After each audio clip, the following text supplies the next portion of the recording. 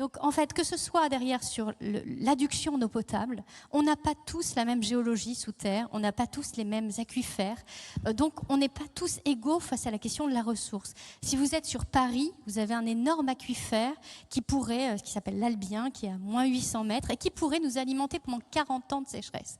Mais vous remontez 40 km à l'amont, 40 km à l'aval, vous avez une situation qui est totalement différente. Ça veut dire qu'on va avoir notamment un autre défi qui va être celui, à un moment donné, de se soutenir. Celui qui sera riche en eau devra soutenir celui qui sera pauvre en eau. Donc il va y avoir en fait tout un défi majeur d'accompagnement de ces territoires global.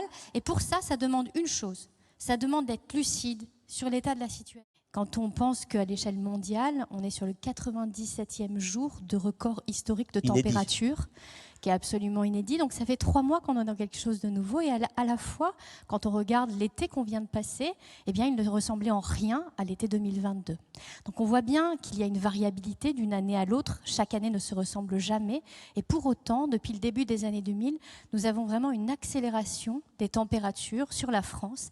Et on a un constat qui est tout de même, qui doit nous interpeller, qui est le fait que la France est le pays qui se réchauffe le plus rapidement dans le monde.